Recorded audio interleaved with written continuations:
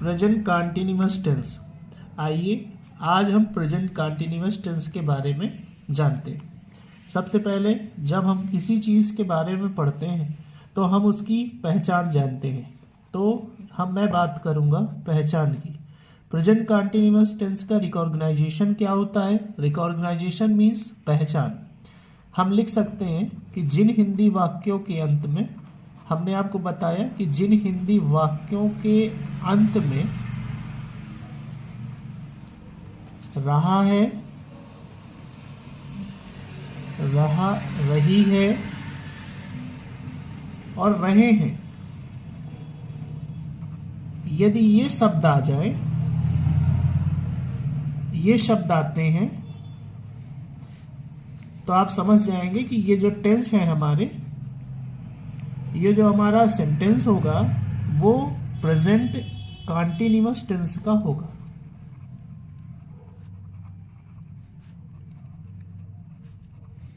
Tense का होगा या टेंस का होता है।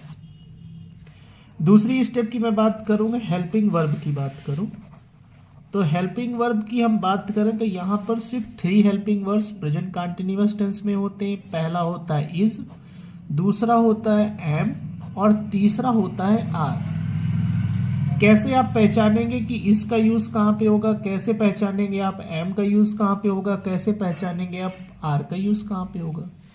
तो मैं बात करूं यूज ऑफ इज की।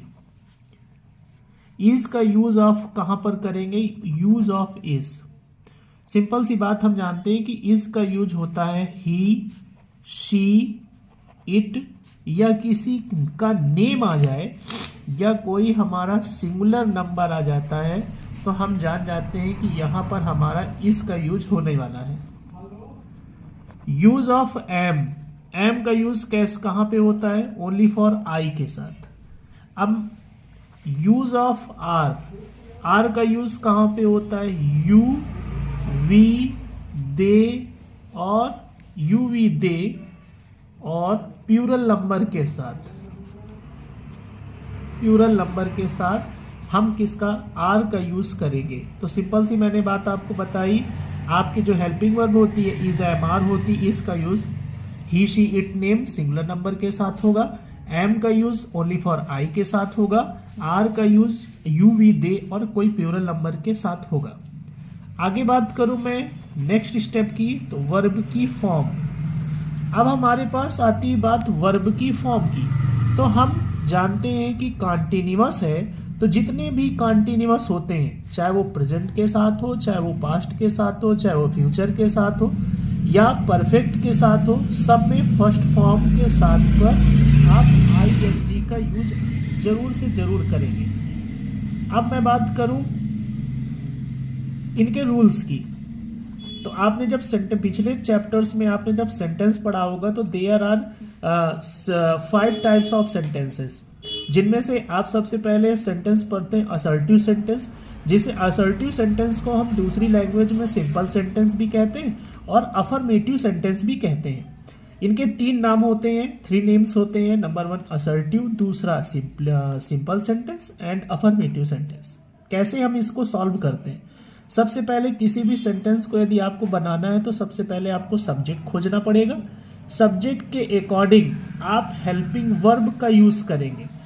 हेल्पिंग वर्ब के बाद आप वर्ब को तलाश करेंगे और वर्ब की आप फर्स्ट फॉर्म लगाएंगे और उसके बाद आप तुरंत आईएनजी का यूज करेंगे।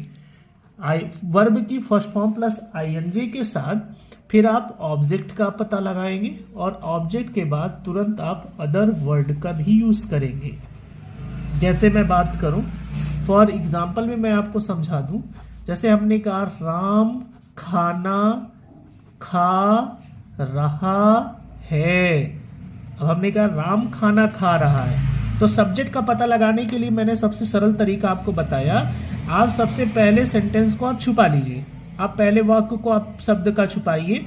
हमने पूछा और यहां पर ऊपर का लिख दीजिए, क्या? तो यहां पर लिखेंगे आप कौन खाना खा रहा है। सेंटेंस क्या बना? कौन खाना खा रहा है। तो सेंटेंस में निकल के आ रहा है नाम राम। कौन खाना खा रहा है? राम खाना खा रहा है। तो Ram, Ram is a name. Name, किसी का नेम है राम, तो नेम के साथ मैंने ऊपर आपको बताया था कि नेम के साथ आप किसका यूज करेंगे, इज का यूज करेंगे। तो राम इज, राम का दूसरा आपने देखा होगा हेल्पिंग वर्ब भी हो गई। अब तीसरा स्टेप वर्ब के पास चलते हैं। तो वर्ब मीन्स होती है क्रिया। क्रिया क्या होता है, किसी काम का करना या होना पाया जाए उसे क्रिया कहते हैं। जैसे खेलना, कूदना, बैठना, उठना, नाचना, गाना।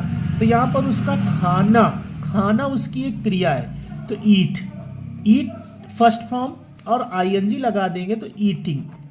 ऑब्जेक्ट वो क्या खा रहा है, eating the food, Ram is eating the food, simple. दूसरा जैसे मैं आपको बता दूं, सीता कमरे की सफाई कर रही है। तीसरा, लड़के मैदान में खेल रहे हैं। फोर्थ, तुम पुस्तक पढ़ रहे हो।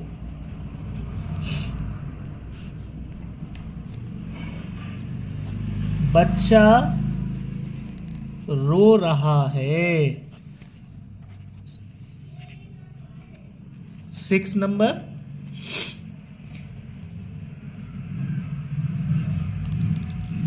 मैं